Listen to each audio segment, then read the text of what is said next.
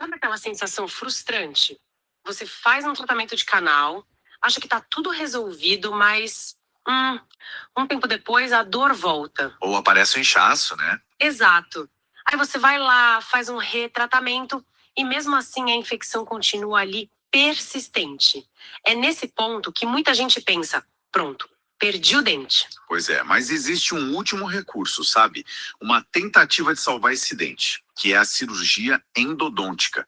Mais especificamente, a cirurgia apical. E a nossa conversa hoje é exatamente sobre isso.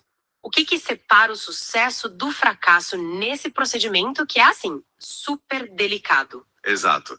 E para a gente mergulhar fundo nesse tema, a gente está se baseando aqui num artigo de revisão super completo, que basicamente desenha um mapa desse universo. Qual artigo é? É o Present Status and Future Directions, Surgical Endodontics, do Frank Setzer e do Samuel Kratchman. Eles fizeram assim um trabalho incrível de compilar o que funcionava, o que não funcionava e o mais importante, por quê? Perfeito. Então a missão é clara. Vamos usar essa análise para entender os fatores que realmente fazem a diferença na cirurgia apical. Por que as técnicas antigas tinham uma fama tão ruim? E como que a microcirurgia moderna conseguiu, virar esse jogo? Virou completamente o jogo. Ok, então vamos começar a desempacotar isso. Para começar, eu acho que vale a pena a gente voltar um pouquinho no tempo. As primeiras cirurgias desse tipo, lá no final do século XIX, o início do XX, a ideia parecia até lógica. Sim, na época parecia. A ponta da raiz está doente, então a gente vai lá, corta essa ponta e pronto, resolvido. Só que eles deixavam passar um detalhe, assim, gigantesco. Um detalhe que era, na verdade, o problema inteiro. O que é fascinante na análise dos autores é que eles mostram que essa abordagem era tipo tentar apagar um incêndio jogando água só na porta da frente da casa. Boa analogia. Você até controla o fogo ali na entrada, né? Mas o foco principal, lá dentro, a infecção dentro dos canais da raiz, continuava lá, intocada. E as ferramentas da época também não ajudavam, imagino. Nem um pouco. Eles usavam brocas cirúrgicas grandes sem precisão nenhuma. E para selar a ponta da raiz depois de cortar, sabe o que eles usavam? Amálgama. Sério? Aquela obturação prateada? Exatamente. E hoje a gente sabe que o amálgama não veda bem nesse ambiente úmido, pode corroer, enfim.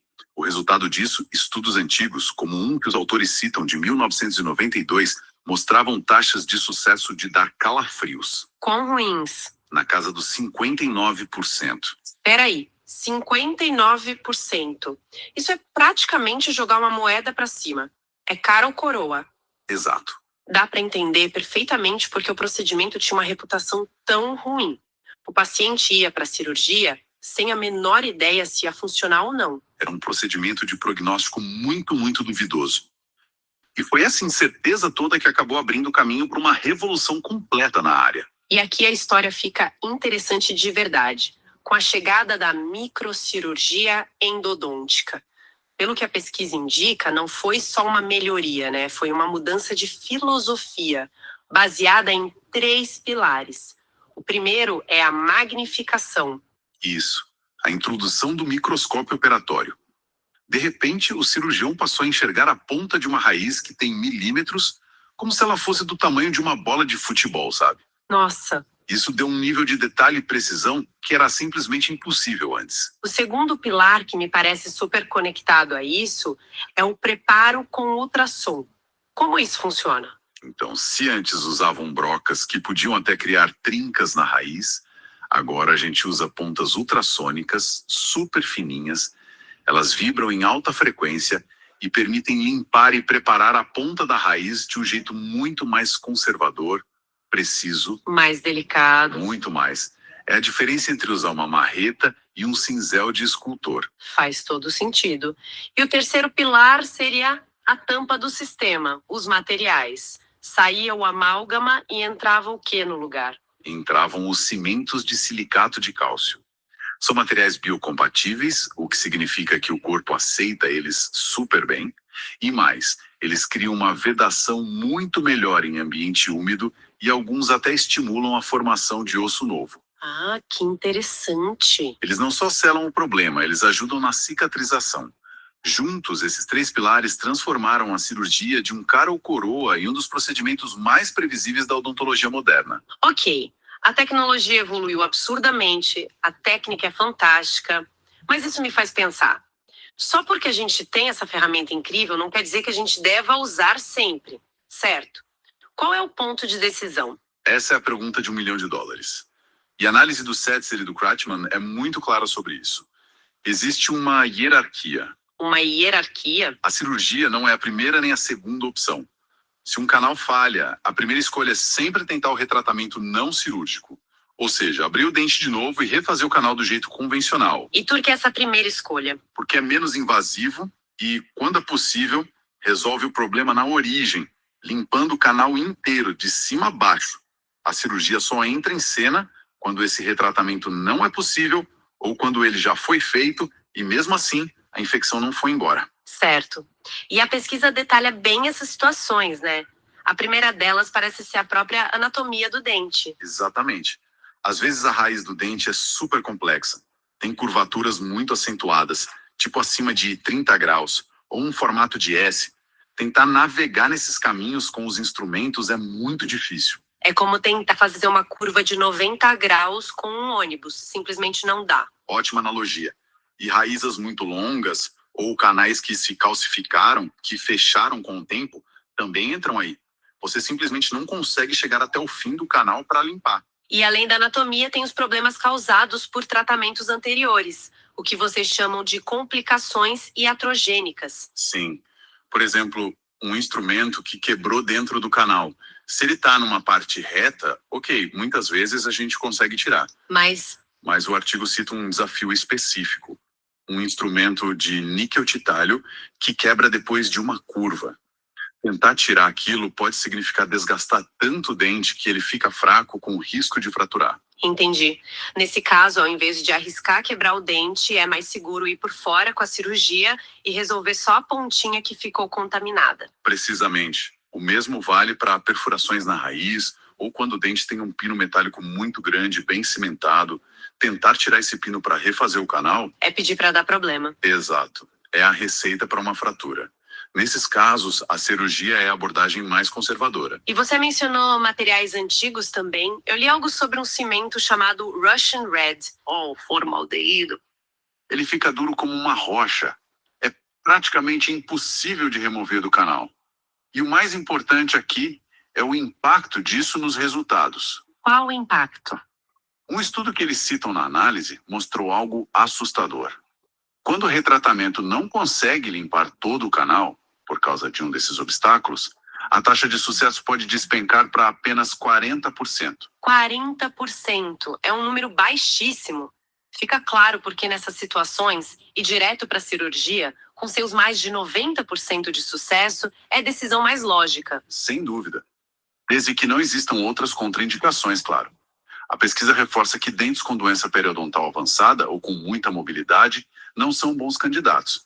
A fundação já está comprometida. Ok, então digamos que a indicação foi feita direitinho, o paciente está na cadeira, o que, na prática, no passo a passo do procedimento moderno, garante que ele saia daqueles 59% de antigamente e chegue nesses mais de 90% de hoje. O primeiro pilar, antes mesmo de começar, é o planejamento. E aqui, a tomografia computadorizada de feixe cônico, a CBCT, mudou o jogo. Então acabou aquela história de e-mail no escuro, só com a radiografia 2D que achata tudo numa imagem só. Exatamente. A tomografia é um mapa 3D. Com ela, o cirurgião sabe a espessura do osso, onde a raiz está, o tamanho real da lesão e, o mais importante, a proximidade de estruturas nobres como nervos. Aham. Na mandíbula, por exemplo, tem o nervo alveolar inferior. Se você atingir esse nervo, pode causar uma parestesia permanente no lábio. Com a CBCT, você mede a distância em milímetros e trabalha com uma margem de segurança que antes era impossível. Uma vez que a cirurgia começa, com esse mapa em mãos, um detalhe que me chamou a atenção na análise foi a regra da ressecção. Eles falam em remover exatamente 3 milímetros da ponta da raiz. Por que esse número mágico? Esse número vem de estudos anatômicos muito detalhados.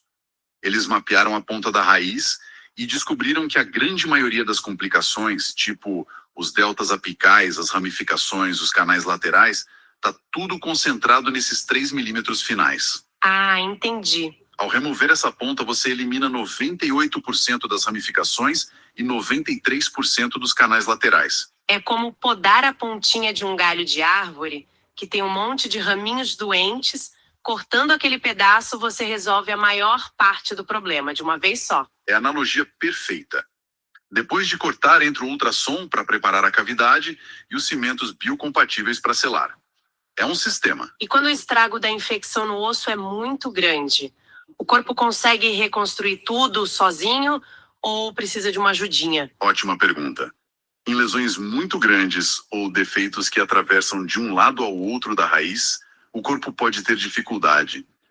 Se você só fecha a gengiva por cima, pode ser que o espaço seja preenchido por tecido de cicatriz e não por osso. E aí entra a tal da regeneração tecidual guiada, ou GTR. Exato. Basicamente, o cirurgião coloca uma membrana que funciona como uma barreira sobre o defeito. Essa membrana impede que as células da gengiva, que são mais rápidas, invadam o espaço e dá tempo para as células de osso, que são mais lentas, fazerem o trabalho delas. Entendi. Às vezes também se coloca um enxerto ósseo para ajudar. E a pesquisa mostra que, nesses casos mais complexos, o uso da GTR melhora muito a cicatrização e o sucesso a longo prazo. Fica claro que é um conjunto de fatores, cada detalhe importa. E agora vamos para a prova final, a que realmente mostra o impacto de toda essa evolução, os números. É aqui que a história fica bonita. A análise compila dados de várias revisões sistemáticas e os números são impressionantes. As técnicas tradicionais que a gente falou no começo, com brocas e amálgama, Aquela de 59%, exatamente, né? 59% de sucesso. É chocante pensar nisso hoje. Um procedimento com quase metade de chance de dar errado. Totalmente. Depois, vem uma fase de transição. Os profissionais começaram a usar lupas, já usavam ultrassom, mas ainda sem o microscópio. Só com isso, a taxa de sucesso já dá um salto para 86%, Nossa, uma melhora enorme. e o que já é um número muito bom. Mas a microcirurgia foi além. Foi além. Com o microscópio e todo o protocolo que a gente descreveu, para lesões de origem puramente endodôntica, a taxa de sucesso fica entre 91,4% e 94,4%. Uau. É um resultado espetacular. Transformou a cirurgia apical em um procedimento altamente previsível e confiável. Mas tem um porém importante aí, né?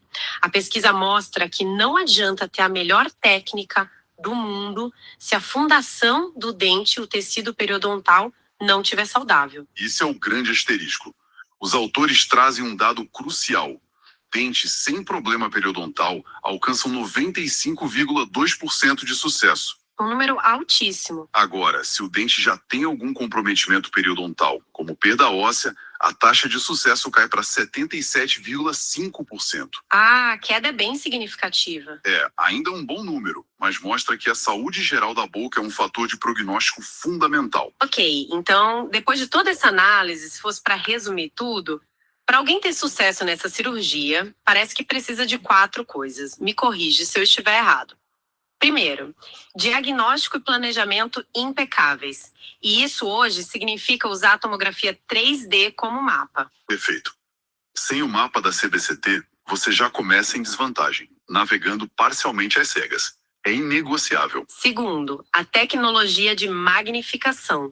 O microscópio não é um luxo, é o que permite a tal da microcirurgia. É ele que deixa o cirurgião enxergar os detalhes que fazem a diferença. Exatamente. O microscópio é o que separa a cirurgia baseada em tato da cirurgia baseada em visão direta e controle.